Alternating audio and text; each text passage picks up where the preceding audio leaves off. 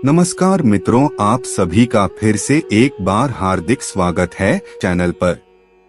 मित्रों, जैसा कि आप सब यह जानते हैं कि जिस किसी व्यक्ति का इस संसार में जन्म हुआ है उसका मृत्यु एक ना एक दिन होना ही है।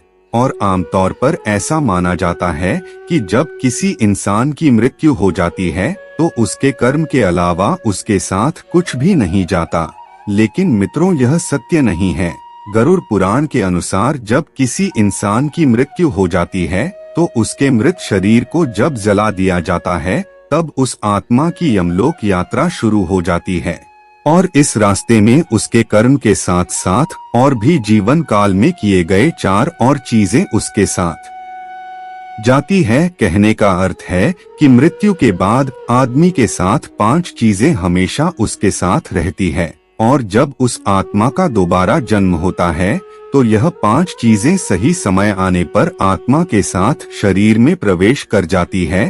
तो मित्रों, आप हमारे इस वीडियो में अंत तक जरूर बने रहिए। इस वीडियो के माध्यम से आज हम आपको बताने वाले हैं कि मरने के बाद भी वह कौन सी 5 चीज है जो मृत्यु के बाद भी इंसान का पीछा नहीं छोड़ती। तो आइए सब मिलकर जानते हैं। गरुड़ पुराण के अनुसार जिन 5 चीजों का वर्णन देखने को मिलता है उनमें से पहला है कामना। गरुड़ पुराण की माने तो पुनर्जन्म के समय कामना मनुष्य के साथ दूसरे जीवों को फिर से नया शरीर धारण करने में सहायता करती है। कामना के अनुसार मनुष्य को नए शरीर की प्राप्ति होती है। कहने का अर्थ है कि मृत्यु के दौरान व्यक्ति जिन जिन चीजों की कामना करता है उसके साथ मृत्यु के बाद भी वह चली जाती है और उसी कामना की पूर्ति के लिए उस मृत आत्मा को दोबारा किसी न किसी शरीर का रूप धारण करके लौटना ही पड़ता है। इसलिए गरुड़ पुराण में बताया गया है कि मृत्यु के करीब आने पर सब चीजों की इच्छा का त्याग करके केवल परमेश्वर का ध्यान करना चाहिए। अगर कामना को लेकर चले गए तो दोबारा आपको वापस नया शरीर में लौटना ही पड़ेगा। इसलिए सारी इच्छाएं त्याग कर प्रभु के चरणों में जाना ही श्रेष्ठ है। गरुड़ पुराण के अनुसार दूसरी जो चीज मृत्यु के बाद जाती है वह है वासना। गरुड़ पुराण में उल्लेख है कि कामना वासना का ही साथी है।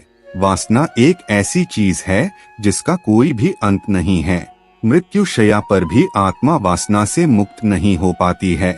अब आप यह जरूर सोच रहे होंगे कि आखिर वासना क्या है। तो मित्रों, बता दें कि सांसारिक सुख की चाहत ही वासना है, जबकि ज्यादातर लोग वासना को केवल शारीरिक इच्छा की पूर्ति समझते हैं।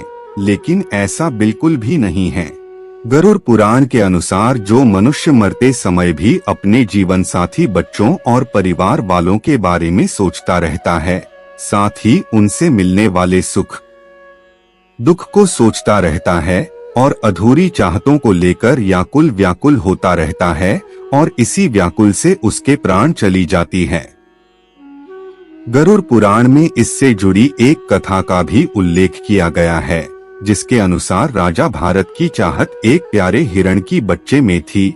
उसे सोचते हुए राजा की मृत्यु हुई थी, जिसके परिणाम स्वरूप अगले जन्म में राजा भरत को स्वयं हिरण के रूप में जन्म लेना पड़ा था।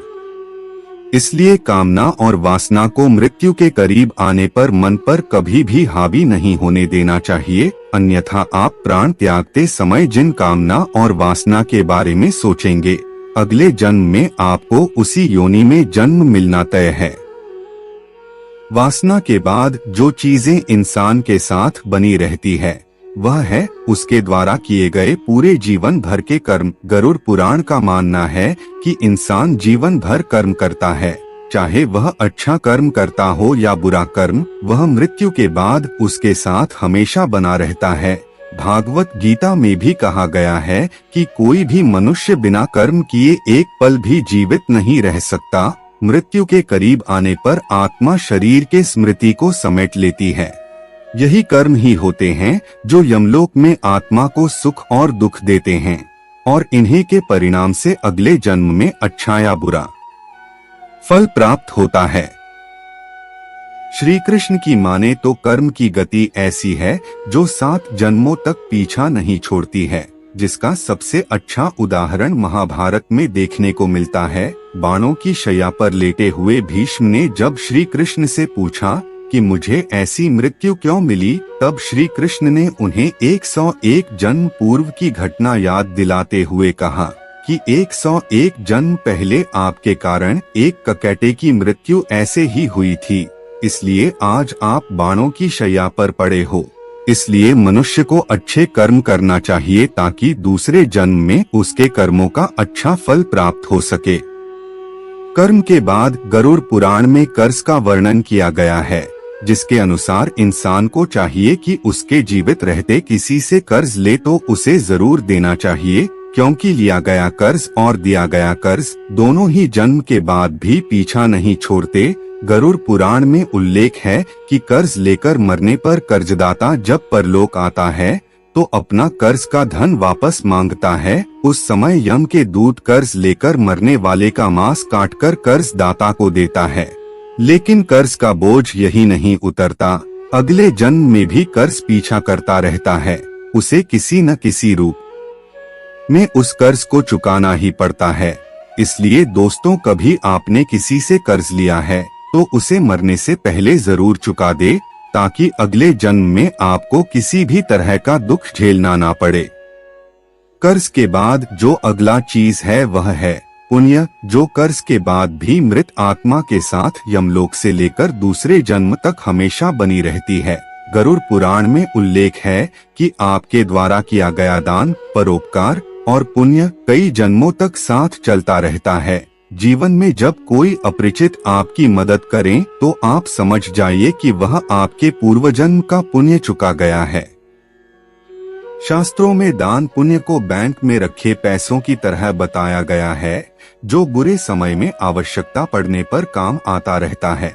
इसलिए मनुष्य को पुण्य रूपी धन को अपने जीवन भर जमा करते रहना चाहिए। इसके अलावा हिंदू धर्म शास्त्रों में बताया गया है कि अक्षय तृतीया, अमावस्या, माघ पूर्णिमा, कार्तिक पूर्णिमा, गंगा दशहरा और मकर संक्रांति जैसी दिनों में अगर आप दान करते हैं तो इसका फल आपको कई जन्मों तक मिलता रहता है और सुख देता रहता है, और यह पुण्य जन्म जन्मांतर तक आपके साथ बना रहता है। इसलिए मनुष्य जीवन में गरुड़ पुराण में बताए गए इन बातों को हमेशा ध्यान रखना चाहिए और हमेशा पुण्य सत्कर्म जैसे कार्य करते रहना चाहिए। इसका फल एक न एक दिन जरूर मिलता है, जो आपको खुशहाल बनाता है।